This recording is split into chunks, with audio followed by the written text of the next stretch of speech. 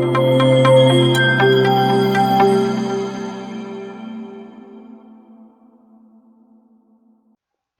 everyone, I am Smriti Sinha here and welcome back to our channel Science Zone.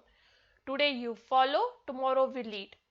और आप या ये channel को नए हो तो इस चैनल को सब्सक्राइब कर सकते हो नीचे दिए हुए सब्सक्राइब बटन पे क्लिक करके। यदि आपने हमारे पहले वाले वीडियोस नहीं देखे हैं तो आप आई बटन पे क्लिक करके वो वीडियोस देख सकते हो। और आपको हमारा टेलीग्राम ग्रुप ज्वाइन करना है तो आप नीचे दिए हुए लिंक, जो डिस्क्रिप्शन में एक लिंक है, उस पर क्लिक करके ज्वाइन कर सकते हो। और जो आज हम पढ़ने वाले हैं वो टॉपिक का नाम है मॉडर्न पीरियोडिक टेबल। ये टॉपिक नंबर 7 है जो Maharashtra state board syllabus standard 11 से है। इस टॉपिक से रिलेटेड हमने सारे वीडियो कवर कर लिए हैं, तो ये आपने ये टॉपिक मिस कर दिया हो तो ये पार्ट 1 से पार्ट 6 तक है। तो आपने यदि मिस किया हो तो ऊपर दिए हुए आई बटन पे क्लिक करके इस टॉपिक से रिलेटेड सारे वीडियोस देख सकते हो। और आज जो हम डिस्कस करने वाले हैं वो है एक्सरसाइज। तो ये जो एक्सरसाइज है वो टेक्स्ट बुक के पीछे चैप्टर के एंड में क्वेश्चंस दिए रहते हैं, तो उस क्वेश्चंस को हम यहाँ पे डिस्कस करने वाले हैं। तो चलिए शुरू करते हैं। पहला क्वेश्चन है, explain the following. So the elements lithium, boron, carbon, beryllium and nitrogen have electronegativities this respectively on Pauling scale। तो आपको एक्सप्लेन करना है ये जो एलिमेंट्स है उनकी इलेक्ट्रोनेगेटिविटी इस रेंज में क्यों है पॉलिंग स्केल पे। तो आपको पता है कि लिथियम, बोरॉन, कार्बन, बेरिलियम और नाइट्रोजन ये सब सेम पीरियड को बिलोंग करते हैं, ठीक है। और सेम पीरियड को बिलोंग करने की वजह से अभी क्या हो रहा है, जो इलेक्ट्रोनेगेटिविटी होता है वो इलेक्ट्रोनेगेटिविटी डिपेंड किस पे करता है, वो डिपेंड करता है इफेक्टिव न्यूक्लियर चार्ज पे, ठीक है। और ये सारे एलिमेंट्स सेम पीरियड को बिलोंग कर रहे हैं, जो लेफ्ट से राइट की तरफ मूव करते वक्त मिलेगा आपको। तो एक्सट्रीम लेफ्ट पे रहेगा लिथियम और एक्सट्रीम राइट पे ये पांचों में से रहेगा नाइट्रोजन, ठीक है।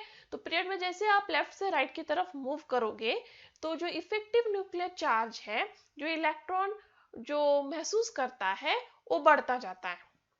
क्योंकि क्या होता है, जो यहाँ से लेफ्ट से राइट की तरफ मूव करोगे तो नंबर ऑफ शेल सेम रहता है, but number of shell same रहने से बट न्यूक्लियर चार्ज जो है बाय 1 बढ़ता जाता है।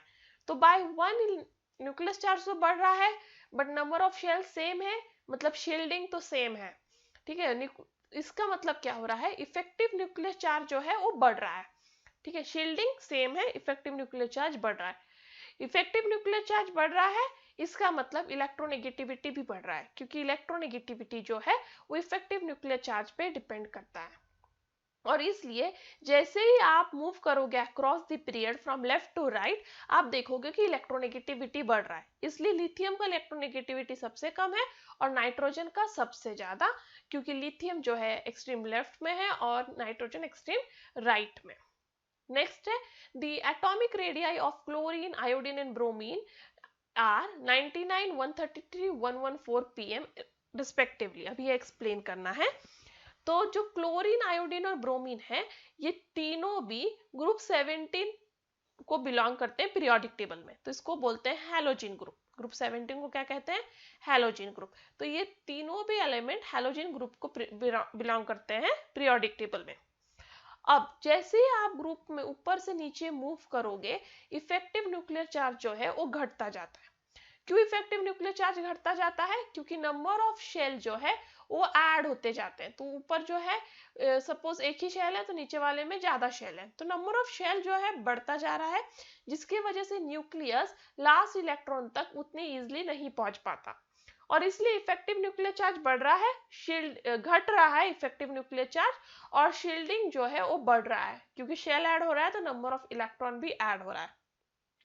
और इसलिए जो वैलेंस इलेक्ट्रॉन है वो बहुत लूजली अट्रैक्ट होते हैं न्यूक्लियस से, और इलेक्ट्रॉन्स में आपस में ही बहुत सारा जो होता है ये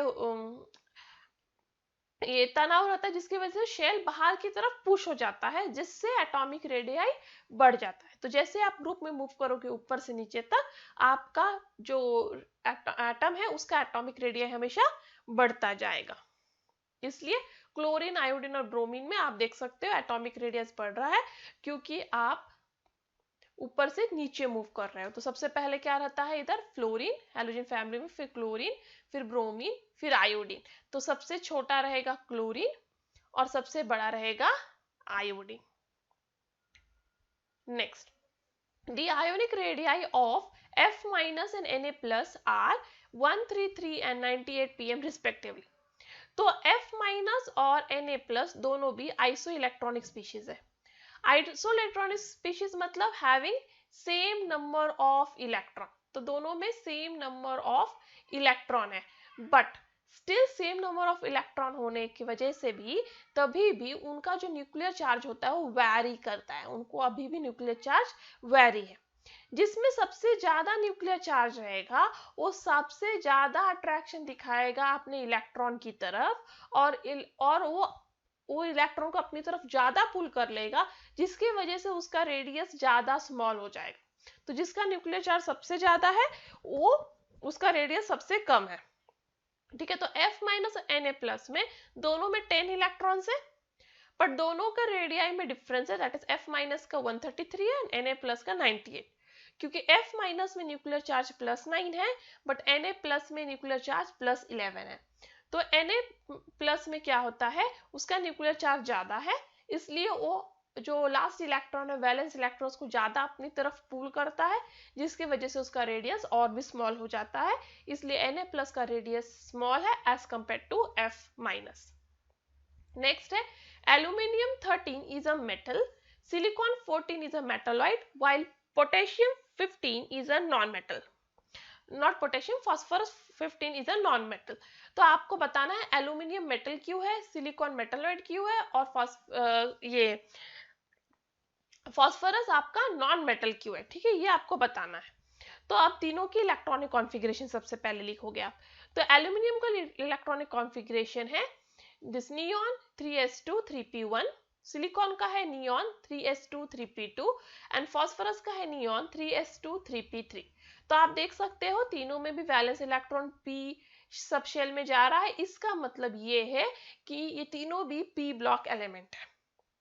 ठीक है, अब मेटल्स कैसे पहचानोगे, तो मेटल्स जो है वो पहचाना जाता है by loss of valence electron. जो भी एटम या एलिमेंट अपना वैलेंस इलेक्ट्रॉन लूज कर सकता है वो मेटल होता है। तो एल्यूमिनियम में 3 वैलेंस इलेक्ट्रॉन है, correct, 3s2 3p1, 3 valence electron है, तो अपना 3 इलेक्ट्रॉन लूज कर सकता है और ऑक्टेट कंप्लीट कर सकता है।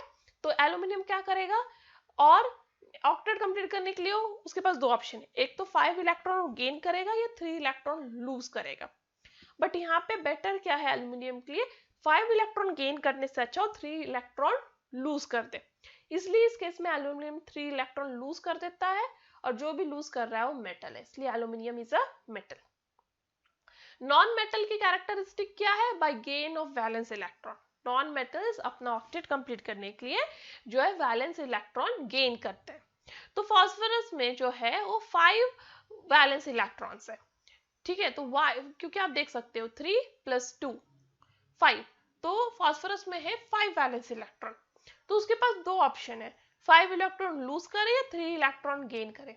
तो फास्फोरस 3 इलेक्ट्रॉन गेन करना पसंद करेगा, ना कि 5 इलेक्ट्रॉन लूज करना, इसलिए फास्फोरस जो हो गया नॉन मेटल।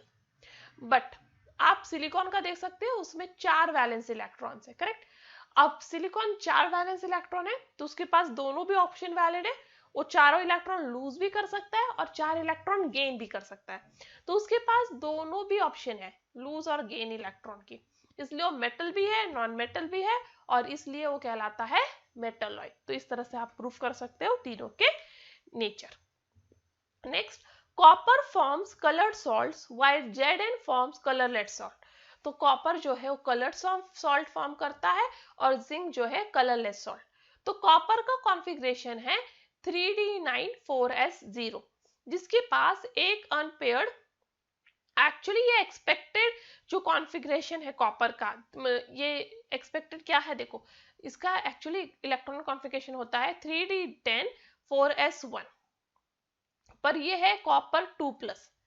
कॉपर 2+ करने के लिए आपको 2 इलेक्ट्रॉन लूज करना है, तो एक इलेक्ट्रॉन यहां से लूज होता है और एक यहां से, इसलिए कॉन्फ़िगरेशन हो जाता है 3d9 4s0। ठीक है, तो 3d9 मतलब कैसा है कॉपर में, अभी मैं बता देती हूँ यहाँ ड्रॉ करके। तो 3d9 इस तरह से कॉपर में, तो ये 9 इलेक्ट्रॉन, तो अभी भी एक अनपेयर्ड इलेक्ट्रॉन है, और ये एक अनपेयर्ड इलेक्ट्रॉन जो है एक डी सब शेल से दूसरे डी सब शेल में जंप कर सकता है, और इसकी वजह से वो डी डी ट्रांजिशन दिखाता है, जिसकी वजह से कॉपर सॉल्ट जो है कलर्ड है।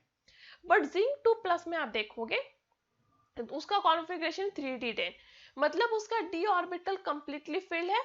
इसका मतलब वहां पे कोई डी डी ट्रांजिशन पॉसिबल नहीं है, वहां पे कोई जंपिंग पॉसिबल नहीं है, जिसकी वजह से जिंक के सॉल्ट्स कलरलेस होते हैं। ठीक है, तो कॉपर के सॉल्ट कलर्ड क्यों होते हैं, डी डी ट्रांजिशन की वजह से, क्योंकि उसमें 1 अनपेयर्ड इलेक्ट्रॉन होता है Cu2+ में। और जिंक के सॉल्ट कलरलेस क्यों होते हैं, क्योंकि Zn2+ में जो है डी ऑर्बिटल कंप्लीटली फिल्ड है, डी डी ट्रांजिशन नहीं है, और इसलिए वो कलरलेस है। Next, write the outer electronic configuration for the following using orbital notation method and justify. तो पहला है GE का, जो बिलोंग करता है पीरियड नंबर 4 एंड ग्रुप 14 को। तो GE किसको बिलोंग कर रहा है, पीरियड नंबर 4। पीरियड नंबर 4 मतलब प्रिंसिपल क्वांटम नंबर n = 4। फिर ग्रुप 14, ग्रुप 14 इंडिकेट करता है कि ये पी ब्लॉक एलिमेंट है, क्योंकि पी ब्लॉक एलिमेंट्स कहां से कहां तक है, ग्रुप 13 से लेके ग्रुप 18 तक, तो ग्रुप 13 से ग्रुप 18 तक, तो ग्रुप 14 मतलब वो पी ब्लॉक एलिमेंट है। पी ब्लॉक एलिमेंट है मतलब उसका आउटर इलेक्ट्रॉन जाएगा पी ऑर्बिटल में, इसलिए ग्रुप 14 का आउटर इलेक्ट्रॉनिक कॉन्फ़िगरेशन है ns2np2, ये outer electronic configuration for P block element है, करेक्ट, ns2n np2। अब आपको पूछा है जी के लिए, तो जी में n क्या हो गया 4, तो आपको रिप्लेस करना है जस्ट n को 4 से, तो हो जाएगा 4s2n 4p2।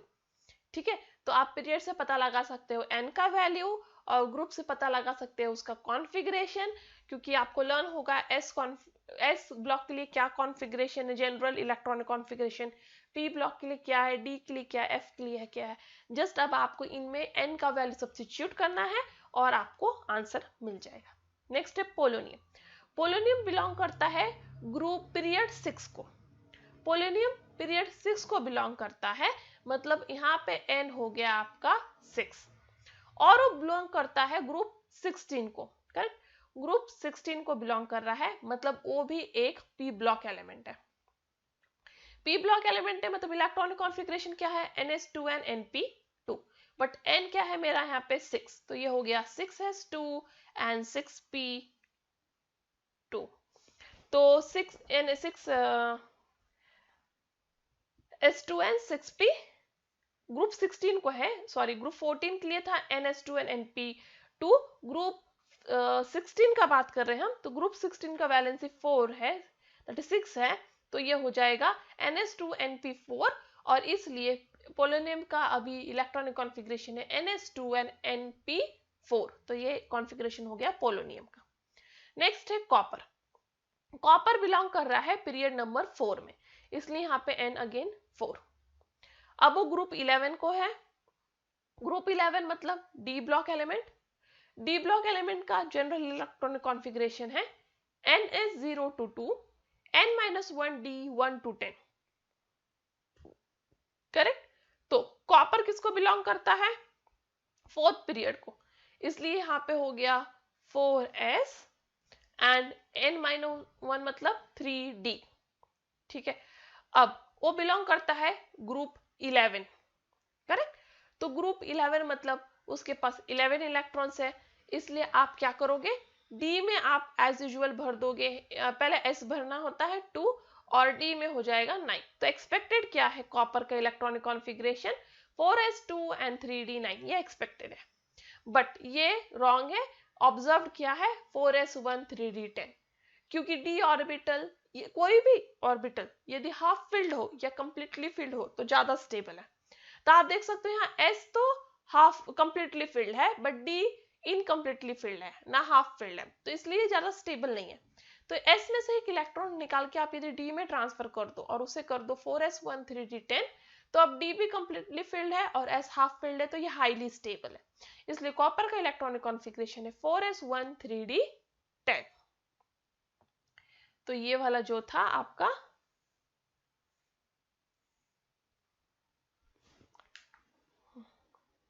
तो ये वाला जो था आपका सी वाला आंसर था। Next, now answer the following. Lanthanum belongs to group 3। तो लैंथेनम कहां बिलोंग करता है? ग्रुप 3 में। Mercury belongs to group 12। ठीक है, ये दोनों भी पीरियड नंबर 6 पीरियोडिक टेबल को बिलोंग करते हैं।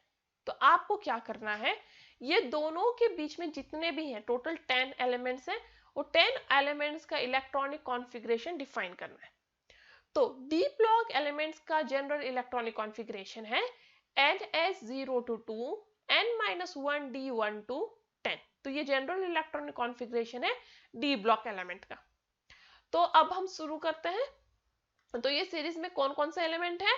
Lanthanum, HF, TA, W, RE, OS, IR, PT, gold, mercury. ठीक है, तो ये हो गया आपके सारे 10 एलिमेंट्स। अब इलेक्ट्रॉनिक कॉन्फ़िगरेशन, तो पीरियड नंबर 6 को बिलोंग करते हैं, तो n क्या हो गया आपका 6s और n-1 हो गया 5d। तो ये पहले 5d लिखा जाता है क्योंकि वो हायर इन एनर्जी है, 6s लोअर इन एनर्जी, तो ऐसे आप लिख दीजिए 5d1 6s2, ऐसे शुरू करना है आपको। फिर है 5d2 6s2, 5d3 6s3, तो आप देखोगे d में एक एक इलेक्ट्रॉन बढ़ता जाएगा। ठीक है, फिर 5d4 6s2, फिर 5d5 6s2, फिर 5d6 6s2, फिर 5d7 6s2, फिर 5d9 6s2, 5d10 6s1। देखो ये 9 और ये 1 है, क्योंकि इसको हाफ फिल्ड रखने के लिए ऐसा शिफ्ट किया गया, इधर भी सेम कंडीशन है। और ये 5d10 6s2, तो इस तरह से सारे इलेक्ट्रॉनिक कॉन्फ़िगरेशन आप बता सकते हो। Next, ionisation enthalpy of lithium is 520 kilojoule पर मोल, while that of fluorine is 1681 kilojoule पर मोल। एक्सप्लेन। तो आपको एक्सप्लेन करना है ये कि लिथियम का आयोनाइजेशन एंथैल्पी फ्लोरीन से कम क्यों है। लिथियम और फ्लोरीन दोनों भी पीरियड नंबर 2 में बिलोंग करते हैं। ऐसे जैसे आप पीरियड में लेफ्ट से राइट की तरफ मूव करोगे तो आप देखोगे आयोनाइजेशन एंथैल्पी जो है वो बढ़ रहा है। ठीक है, तो लिथियम एक्सट्रीम लेफ्ट में है और फ्लोरीन एक्सट्रीम राइट में, और इसलिए आयोनाइजेशन एंथैल्पी इनमें बढ़ रहा है। ऐसा क्यों होता है? क्योंकि स्क्रीनिंग जो है वो सेम रहता है, क्योंकि नंबर ऑफ शेल सेम है, बट इफेक्टिव न्यूक्लियर चार्ज जो है +1 से बढ़ता जाता है अक्रॉस द पीरियड, और इसके वजह से जो आउटर इलेक्ट्रॉन है वो और भी टाइटली हेल्ड होता है, जिसकी वजह से इलेक्ट्रॉन निकालना मुश्किल हो जाता है और ज्यादा एनर्जी प्रोवाइड करनी पड़ती है इलेक्ट्रॉन निकालने के लिए एक्सट्रीम राइट वाले एलिमेंट में। और इसलिए आप देखोगे कि फ्लोरीन जो राइट में बिलोंग करता है उसका आयोनाइजेशन एंथैल्पी ज्यादा है as compare to lithium. Next है explain the screening effect with suitable example. तो ये जनरल स्क्रीनिंग इफेक्ट का डेफिनेशन लिख दीजिए और एक एग्जांपल दे दीजिए। तो आप ये वाला पॉइंट मेरे प्रीवियस वीडियो से ले सकते हो।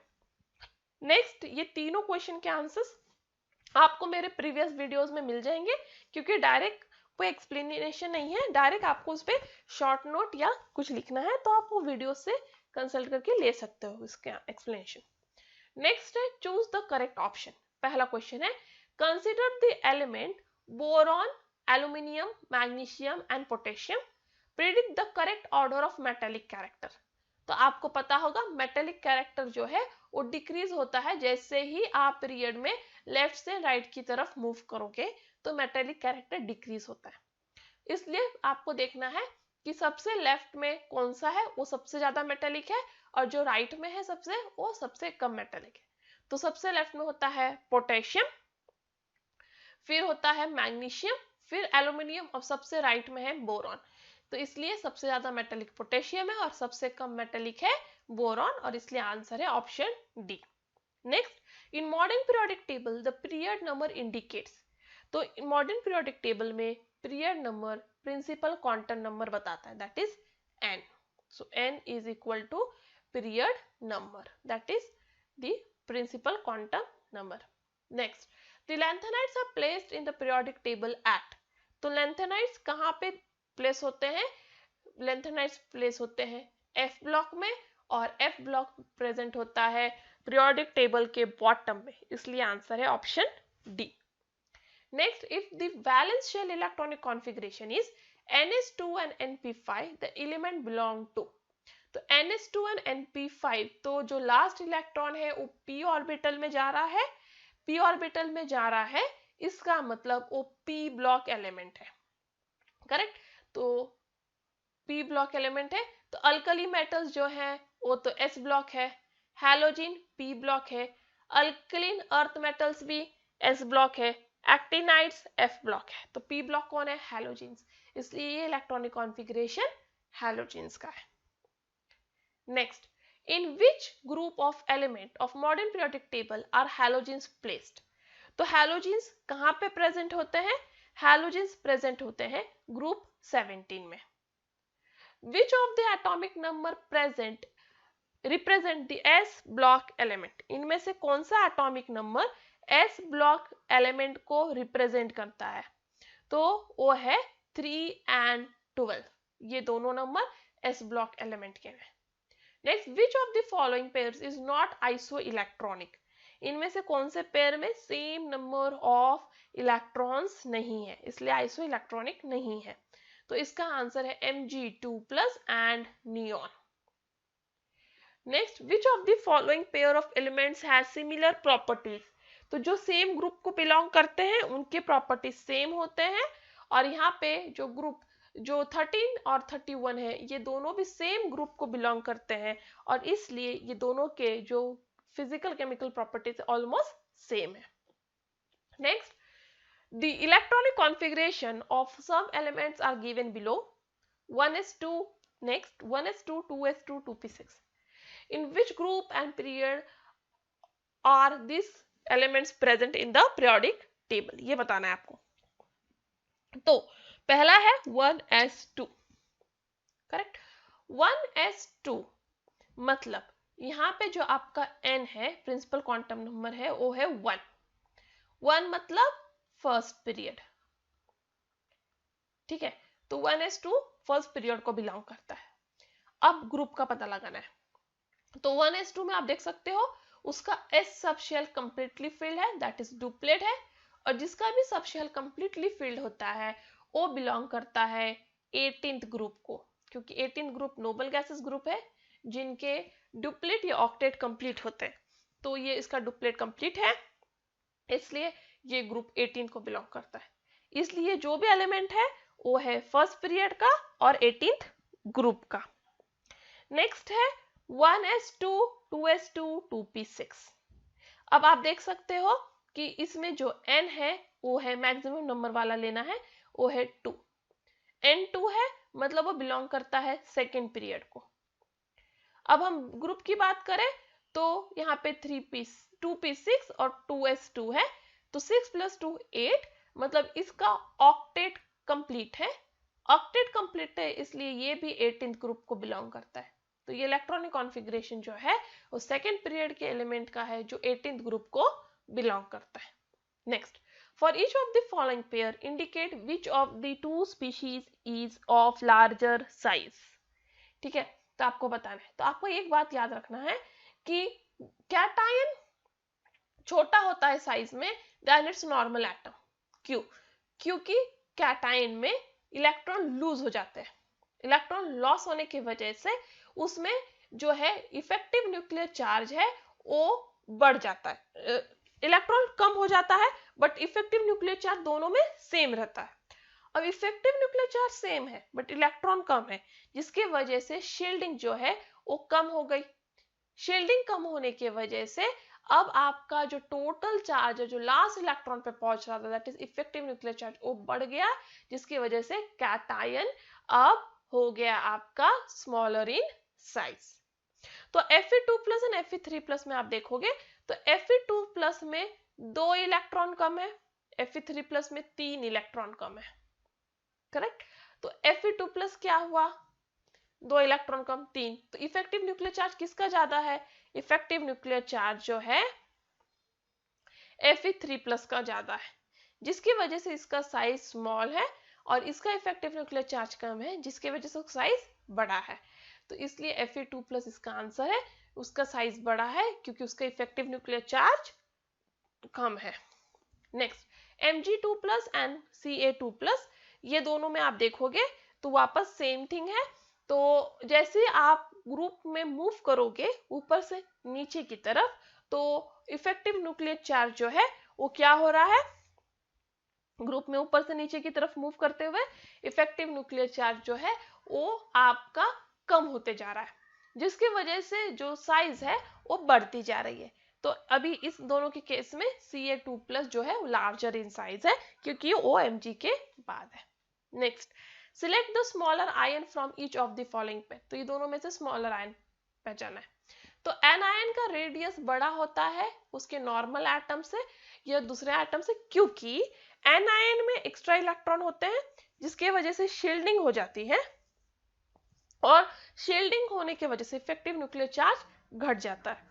तो ये एनायन वाला कॉन्सेप्ट आप इस बी वाले पेयर के लिए लगा सकते हो और जो पहले हमने कैटायन वाला कॉन्सेप्ट पढ़ा था आप ए वाले पेयर के लिए लगा सकते हो। उस हिसाब से Li+ है वो है आपका स्मॉलर आयन, और ये दोनों में से F- है आपका smaller ion. Next, with the help of diagram answer the following question, ये डायग्राम देखना है और फिर क्वेश्चन को आंसर करना है। तो which atom should have smaller ionization energy, oxygen या सल्फर? तो ऑक्सीजन और सल्फर में से किसका आयोनाइजेशन एनर्जी सबसे कम होगा? तो आपको पता है जैसे ही हम ग्रुप में ऊपर से नीचे मूव करते हैं आयोनाइजेशन एनर्जी घटते जाती है, इसलिए सल्फर की आयोनाइजेशन एनर्जी यहाँ पे कम है एज कंपेयर टू ऑक्सीजन। तो यहाँ पे आंसर है आपका सल्फर। नेक्स्ट है the lithium forms +1 ion while beryllium form +2 ion. तो लिथियम का इलेक्ट्रॉनिक कॉन्फ़िगरेशन है 1s2 2s1, बेरिलियम का है 1s2 2s2। अब दोनों को स्टेबल होने के लिए जो नोबल गैस कॉन्फ़िगरेशन पाना होगा, नोबल गैस कॉन्फ़िगरेशन सबसे क्लोज वाला गैस है हीलियम, जिसका इलेक्ट्रॉनिक कॉन्फ़िगरेशन है 1s2। तो उसके लिए लिथियम को अपना 1 इलेक्ट्रॉन लूज करना होगा और बेरिलियम को 2 इलेक्ट्रॉन, कि वो हीलियम का इलेक्ट्रॉनिक कॉन्फ़िगरेशन पा सके नोबल गैस वाला और स्टेबल हो सके। इसलिए लिथियम 1 इलेक्ट्रॉन लूज करके +1 आयन बनाता है और बेरिलियम 2 इलेक्ट्रॉन लूज करके +2 आयन। नेक्स्ट है, ये सारे क्वेश्चंस आप मेरे प्रीवियस वीडियोस को देख के आंसर कर सकते हो, क्योंकि डायरेक्ट शॉर्ट नोट या डेफिनेशन या गिव रीजन उस टाइप के हैं जिनका आगे पिछले वाले वीडियोस में पार्ट 1 से लेके पार्ट 6 तक अच्छा एक्सप्लेनेशन दिया हुआ है। Next, give reason, alkali metals have low ionisation energy. देखो, आयोनाइजेशन एनर्जी मतलब जो फर्स्ट इलेक्ट्रॉन लूज करने के लिए जो एनर्जी चाहिए निकालने के लिए उस एटम से, वो एनर्जी, ठीक है। तो अल्कली मेटल्स का आयोनाइजेशन एनर्जी कम है। ऐसा क्यों होता है? क्योंकि आप पीरियड में मूव करोगे फ्रॉम लेफ्ट टू राइट, तो स्क्रीनिंग तो सेम रह रहा है क्योंकि नंबर ऑफ शेल तो सेम है, बट इफेक्टिव न्यूक्लियर चार्ज एक एक से बढ़ता जा रहा है अक्रॉस द पीरियड, जिसकी वजह से जो आउटर इलेक्ट्रॉन है वो टाइटली हेल्ड होते जा रहा है from left to right. But alkali में क्या हो रहा है, अल्कली का जो है साइज उतना है, ठीक है, इतना है, जिसका इफेक्टिव न्यूक्लियर चार्ज ज्यादा नहीं है, जिसकी वजह से वो टाइटली हेल्ड नहीं कर रहा है आउटर इलेक्ट्रॉन को, और उसकी वजह से उसका आउटर इलेक्ट्रॉन निकालना इजी है, जिसकी वजह से उसका फर्स्ट आयोनाइजेशन एंथैल्पी लो है। Next, inert gases have unexpectedly high ionization potential. तो हमने अभी भी पढ़ा था कि जैसे जैसे आप लेफ्ट से राइट मूव करोगे तो आपका आयोनाइजेशन एनर्जी बढ़ता जाता है, पर इनर्ट गैसेस का बहुत ज्यादा हाई होता है। क्यों? क्योंकि स्क्रीनिंग तो सेम है, इफेक्टिव न्यूक्लियर चार्ज बढ़ता जा रहा है लेफ्ट से राइट तक, दूसरा कि जो इनर्ट गैसेस है, इनर्ट गैसेस में क्या होता है, उनका जो ऑक्टेट या ड्यूप्लेट कंप्लीट होता है। इनर्ट गैसेस में ड्यूप्लेट या ऑक्टेट कंप्लीट होता है, जिसकी वजह से वो हाईली स्टेबल होते हैं। अब वो हाईली ऑलरेडी स्टेबल है और वो अपने इलेक्ट्रॉन क्यों लूज करेंगे? ठीक है, यदि इलेक्ट्रॉन आपको निकालना भी है ये हाईली स्टेबल स्पीशीज से, तो आपको बहुत ज्यादा एनर्जी प्रोवाइड करनी पड़ेगी को अपना इलेक्ट्रॉन लूज कर सके, और इसलिए इनर्ट गैस का बहुत ही हाई फर्स्ट आयोनाइजेशन एनर्जी होता है। Next, fluorine has less electron affinity than chlorine. Fluorine जो है वो स्मॉलर इन साइज है देन क्लोरीन, इसलिए उसमें यदि आपको इलेक्ट्रॉन ऐड करना है तो आप ऐड करोगे 2p ऑर्बिटल, जिसकी वजह से फ्लोरीन में ज्यादा रिपल्शन होने लगेगा। बट क्लोरीन में यदि आपको एक्स्ट्रा इलेक्ट्रॉन ऐड करना है तो आप ऐड करोगे बड़ा वाला 3p ऑर्बिटल में, जिसकी वजह से रिपल्शन इतना ज्यादा नहीं होगा। इसलिए फ्लोरीन का लेस इलेक्ट्रॉन एफिनिटी, मतलब इलेक्ट्रॉन गेन करने का पावर कम है as compare to chlorine. Next है, noble gases possess relatively larger atomic size. Noble gases जो होते हो उनके पास कंप्लीटली फिल्ड वैलेंस शेल होता है, उनका ऑक्टेट कंप्लीट होता है, जिसकी वजह से वैलेंस शेल में 8 इलेक्ट्रॉन्स कंप्लीट है और वो बहुत ज्यादा इलेक्ट्रॉनिक रिपल्शन फेस करते हैं क्योंकि उनके पास सारे इलेक्ट्रॉन फिल्ड है। इसके कारण उनमें इलेक्ट्रॉन रिपल्शन ज्यादा होने की वजह से शेल्स एक दूसरे से दूर जाते हैं और उनका एटॉमिक रेडियस बढ़ता जाता है, जिसकी वजह से नोबल गैसेस का एटॉमिक साइज सबसे ज्यादा होता है।